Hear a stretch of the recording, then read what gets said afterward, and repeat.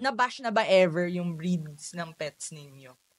Like, syempre, sir, as a rescuer, I'm so sorry, baby. As a rescuer, meron bang nagkaroon ng comparison between your Oo. fur babies? Na hindi, ito mas okay to kasi. Or, Mas may naalokan ka ba Eto na po. rescue? Ayan. Actually, pag nagpo-post po ako sa social media, pag mayroon pong breed, like, matatawagan nila ako, nakukuha nila yung number ko, yung email ko para kunin.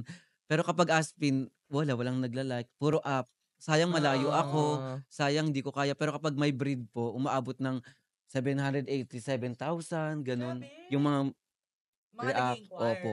Grabe. Ay, yung nag-i-inquire, meron bang ever na pinili nila tong breed na to? As in, specifically sinabi na, meron kang ganito. Actually po madami. Sabihin nila, Ay, uy, meron nako. ka bang, kunyari, corgi. Alam niyo po yung corgi? Oo. May ganun, uy, baka kapag may nagpa-adopt sa yung corgi, akin na lang kasi gusto ko siyang regalo sa mom ko dahil gustong-gusto nila. Yung ganun That's po. so sad, no? Yung parang tingin nila sa mga aso, It's a gift. it's a gift or like a property na i-own mo. Parang ang lungkot ng ganong mindset na, Opo. so kapag hindi behave or hindi mabait yung baby na nakuha nila, parang ayoko na to, tapon Tsaka kung na. hindi ganun yung breed na nakuha nila, di ba? Oo, nakakalungkot. And yung Wala na pagreregaluhan niyo po, discrimination. paano kung kagaya ko, kunyari wala sa bigla ka niregaluhan ng hindi ka ready, di ba? Oo, Parang, ang Oo. hirap. di ba, ang Ang hirap. Parang ito na. Ito na ang gift charge. Joke Yeah. lang. Ayan. And speaking of giving sa may sa may past na parang ito i-gift ko sa ganitong bagay. Like for example naman sa sa may pandemic situation natin, no. Paanong nakatulong yung mga pets ninyo sa well-being ninyo? Kasi po yung pandemic, syempre ang daming nade-depress, ang daming nai-stress kasi mag-isa lang sila. Pero kapag may alaga ka kasi, gigising ka na makalat yung bahay mo. So magiging busy ka pa rin kung paano maglilinis. Tapos syempre sila, talagang papakainin mo sila. Parang Yeah. inuubos din nila yung oras mo. Kasi di ba nung At ang pandemic, enerhiya mo. opo. Yung pandemic kasi parang wala kang gagawin. Pero kapag may dogs or cats ka, talagang magiging busy ka. Kaya hindi, Yeah. yung mga depression, yung mga stress, hindi mo maiisip. And at least may company ka, no, naman. Ay, sorry, just to share lang. Paano nagkaroon ng ganong phenomenon even in the in the US side, no? Yung parang nung nag-pandemic, nagkaroon ng huge influx ng mga taong gustong magkaroon ng pet. Yeah. Tapos nung natapos na yung pandemic, gusto na nilang ibalik yung mga pets sa shelter. Yeah. Yung parang ang lungkot na parang technically ginamit mo lang sila para maging may kasama ka. Tapos now that they're so used to you, you Yeah. suddenly realize you don't need them anymore. And then, parang, di ba, ang hirap noon, nakakasipunks yun, lalo na sa Totoo. aso na Totoo. ikaw yung kasama the entire time. Diba? And Yeah. also for cats, di ba? Although mas nonchalant kasi ang mga Yeah. cats. Parang, kebs, basta may pagkain. Wala na akong ano dyan. Pero, in your perspective naman, what can you, given what I've also shared earlier, no? How do you encourage din yung mga gustong maging fur parent to be responsible? Especially in a society na medyo iba pa rin yung mindset when it comes to being Being a a fur pet parent. owner. Yeah. Hindi necessarily pag pet owner, fur parent. Mm-mm. Kasi yung iba, pet owner, nandyan lang sila. Pero hindi naman nila naalagan. How do you encourage them to be responsible? Siguro for me, I'm so blessed na meron akong platform na pwedeng gamitin para maka-encourage sa mga tao na hindi lang sila basta hayop or hindi lang sila basta pet na papakainin mo, pagkatapos nun wala, iwan mo or kukulong mo. They're just more than that. Kasi yun nga ngayon mas na-realize natin na before, di ba parang before, umaalis tayo ng bahay, nandun yung aso. Kasi yung aso, babatayin yung bahay. Ngayon, di tayo makaalis kasi wala magbabantay sa aso, di ba? Di ba? That's so true. Kasi tayo, nag-overthink tayo na what if yung aso natin walang kasama. Ano siya? Iiyak, walang magpapakain, ganon.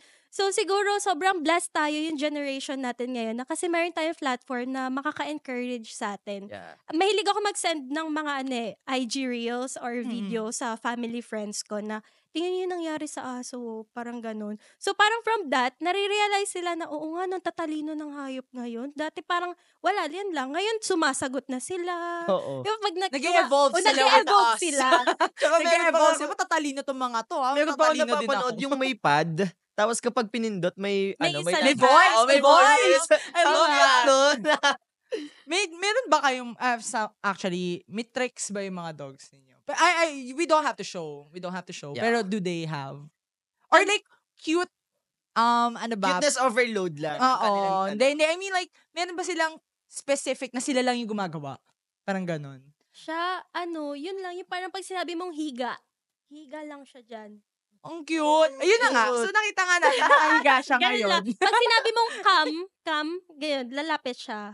May, Mali pala yung tawag ko kay Chloe kanina. Dapat pala yun yung sinabi ko. Come, Chloe, come! Hindi siya pag ano offended. siya, gusto niya nang lalambing ka sa kanya, ayaw niya ng Chloe. Gusto niya yung pangalan na Achimomi. Oh my God! Yeah! Mami, ayan na! Ibig sabihin, close na kayo. Ganon siya. Ba't ganon? Ba't ako hindi? Ay, nakuhanan ba yun? Ako hindi.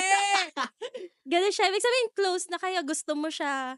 Ayun yun ang Chloe. Ang Chloe masyado formal sa kanya. Para, okay, Chloe yung tawag. Parang yung kapag yung Nabuhay tinatawag siya. yung mga tatay ng buong pangalan, yung kinakabahan Oo, ka. ganon siya. Tsaka alam niyo, ang cute lang kapag kinakausap natin yung mga pets natin, nagbabago yung boses natin. Mm-mm. Pansin niyo yun? Oo, nagbe-baby talk. Oh, nagbe-baby talk yung, Achimami. Chloe, may atraso ka sa Wow, pinapansin kanina ka pa. Anyway, so ito din si Brave. Brave, ikaw, bukod sa cuteness overload at kanina mo pa ka dinadambahan. Kung sila naman po, hirap sila magpakain sa mga alaga. Oo. Ito naman kahit pakainin mo siya buong araw, kakain. Kakain siya. Lagi pinipili. walang control. Sana Kasi iba all. naman nai-stress kapag ayaw. Oh, Ito oh. kakain. Yes, Ano daw, ano ang kapag last may food food? mo? Oh, yes, baby. Anong... Ito Favorite siya, ka niya. gusto niya ako. Yung isa, Opo. ayaw niya sa akin. Why? Bakit? Joke. Ayan, so, guys, another, na lang, no, siguro a few messages that we'd like to get from you. How do you, or what would you like to say to mga schoolmates na hindi marunong mag-care for pets or parang medyo sa pagkaayaw nila, medyo nasasaktan nila? Mm-mm. Ayan, okay. Mm. So, Raven, ikaw, asa medyo hiyang na hiyang ka sa ganong sitwasyon. Di ba po, dami kayo nakita Dami. na, Lilipad na Yung parang ikaw ano, ni oh. Brave. yung parang pinana yung aso, nakita niyo po ba yun? Ayo, Yeah. tapos nag-reward ng 10K para Opo, naging malaman 165,000 na. Dapat i-rescue ko rin yung dog na yun. Pero happy naman ako na na-rescue na siya. So, ang masasabi ko lang sa mga mapanakit sa mga hayop, huwag niyong saktan kasi unang-una wala naman laban sa atin yan eh. Correct. Tayo yung pinaka, di ba? Correct. Dati Grabe naniniwala talaga ako. yung Ayun, wag niyo lang pong saktan kasi Yeah. wala silang laban sa atin. Wala talaga. Lahat tayo Actually. kaya ating gawin sa kanila. Pero sila wala silang kayang gawin na natin. Oo. Sa akin din, yung sa mga people na nananakit ng animals, isipin nyo na lang na what if kayo nasa kalagayan nila, tas ganun yung gawin sa inyo. Ano yung mararamdaman nyo? Kasi sila, wala naman silang ginawa kundi magbigay ng happiness, ng care, Yeah. ng Correct. love, diba? Tas ganun yung marireceive nila. So, sobrang nakakasad sa mga taong hindi naka-appreciate ng presence nila. And if ever man na may mga schoolmates tayo dyan na na naka-witness ng animal cruelty, mangyari lamang na ina-call na sa animal Mm-mm. rescuers o kaya sa Yeah. barangay. Kasi Sa post. kapag pinatagal pa, kasi yung simpleng pananakit, maglilid yun sa sa Mm-mm. pagpatay sa isang animal, Yeah. 'di ba? So, habang hindi pa masyadong di pa tinotodo ng malala na yung hindi pa halos nahihimatay yung hindi tinitigilan, i-call na natin kasi Yeah. parang kapag nakakita ka pangalan sa video pa lang yun, sa phone Parang pa ang lang. sakit na sa ang sakit puso, na. tapos What in if person. ma-witness mo sa mismong Yeah. actual na pangyayari? So, if ever man na mangyari yun, sana magkaroon tayo ng initiative para ma-stop yung mga ganong nangyayari lalo na sa society natin ngayon. Yeah. Yeah. And siguro, another thing also is to put more people whose advocacy is about animal Yeah. welfare. Kasi parang lagi nang iniisip, ay hindi naman tao yan in terms of priorities. Mm. Hindi sila yung nasa priority. 'Di ba? Parang pag may nakita kang nasagasaang aso, ang laging sinasabi, lilinisin naman yan eh. Ano yan? 'Di ba? Parang hindi din makatarungan yung ganong mindset sa mga hayop. Kasi more than not only those na nagiging pets natin, pero yung mga chickens, 'di ba? Kumbaga animal husbandry all together. Yeah. Maraming sustainable ways to take care of them, 'di ba? Kasi kung meron tayong kinukuha from them, meron din naman sila na ibibigay na involuntarily nila na Right. ibibigay sa atin, 'di ba? And siguro parang another thing also that I'd like to ask from you guys, would you regardless of breed, would you prefer to adopt or to shop? And siguro anong message niya sa mga tao based on what you have chosen? Ako naman po, wala namang problema sa pagbili ng aso. Kasi Yeah. marami po akong kilala na nag-umpisa, kagaya ni bumili siya ng dog, pero nung napamahal na siya, nag-adapt na rin siya. Yeah. Kaya okay lang po kahit adapt or shop Mm. para sa akin. Sa akin din naman po, wala naman pong problema sa akin kung adapt or shop. Basta para sa akin is papahalaga mo siya, bibigyan mo siya ng pagmamahal, at saka fully committed ka talaga sa gagawin mo. Yung iba kasi bumibili lang for display, for clout. Yeah. Ganon na masabi lang na meron kang baby. Totoo. Yeah. Diba? Very Sumasabay For ka the lang gram, sa for the uso, gram. Yeah. Pero make sure talaga na pag either of adopt or shop, gusto mo yung gagawin mo, okay ako. Pero, do you agree na parang, parang pumipili rin ng isang tao ng isang pet base sa personality nila? Yes. May nabasa akong ganun. Ikaw? My God. Yes. Ikaw. Kasi si Chloe, nung inadopt ko, meron akong choices. So, yung iba, aligalig, di ako pinapansin. Siya, nag-iisa siya, nandun lang siya sa sulok, nakatiin lang siya sa akin. Parang, kinakausap niya ako na, pipiliin mo ba ako o hindi? Parang gano'n siya. Sabi ko, hala, ang tahimik naman nito. Lahat ng asong kasama niya na dogs, nagkakagulo. Siya nakagan lang. Parang, nagbigay na siya sa akin ng sign na, please adopt me. Hindi mo ko magiging problema. So, Ang parang, cute. okay, gusto ko to, ganon. Si Chloe, yung name na yon is, binigay ko siya kasi meron akong Barbie na movie na yung cat is white. Oh my God, I know this. Hindi ba yan Princess and the Pauper? Yes, Princess and the Pauper. Barbie! So, Yes. she's a Barbie girl, So, whatever. yung si Chloe na yon, sabi ko, pagka magkakaroon ako ng first pet, gusto ko pangalan niya, Chloe. Sino yung isa? Yung Sylvie? Sylvie, yung parang pabark, no? Yeah. Yes. Okay. So, mga Barbie girls dyan, you all must be pet lovers. Yun. So, any messages, guys, for rescuers and siguro mga pet owners just like you? Raven, ikaw muna. Ay, Ako- kinabahan si Raven. Sabi niya, parang pasa ko muna. Parang bigla ako. Go ready. Go. Yung magiging ko lang po, advice ko lang or masasabi ko sa mga magre-rescue or mag-aano ng mga dogs, lagi nyo, kagaya lang po na sinabi ni, lagi nyo lang po ilagay yung sitwasyon nila sa sitwasyon nyo. Kasi syempre wala namang matutuwa na ikaw nakatali ka lang, nakakulong ka lang. Ganun lang po kasimple. At saka, nyo lang siya as family. Wala naman sigurong family na pinapabayaan kapag may sakit. Talagang magtutulungan kayo. Ganun. So nice. Yeah. Sa akin naman, siguro kailangan nila ma-realize na mas okay pa nga yung mga hayop natin eh. Mas hayop pa nga yung tao eh. Kaysa Yeah. sa kanila. Kasi, Take note Take note of that. Take note Yeah. of that. Yeah. Don't May delete code na that. lalabas dito. Or yan dito. kasi wala silang ibang binigay kundi sa atin eh. Oo. Tayo yung iniisip nila lagi. Yeah. Di ba, alimbawa, kayo po, like, nagkaroon kayo ng own family, tas kasama sila, mas mahal pa nila yung anak mo Yeah.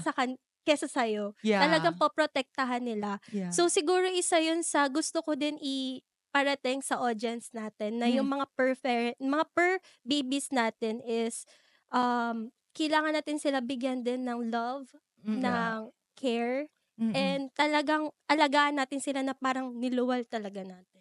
I love that. Totoo, ang ganda nun. Lalo na Pero- yung quotation niya na mas hayop. Ganun, kasi Yung somehow major true takeaway natin siya. dito. Kasi somehow true siya, di ba? Oo. Kasi yung mga animals, wala naman silang yung kakayanan makapag-isip at makapagsalita. Correct. Tayo lang mga human beings. So, Correct. mangyayari lang na na alam mo naman mag-isip, di ba? Oo. Higher being ka. So, ikaw na yung Ikaw na mag-adjust. Ikaw na yung bigger adjust, person. di ba? Para para Yeah. alagaan sila, di ba? Correct.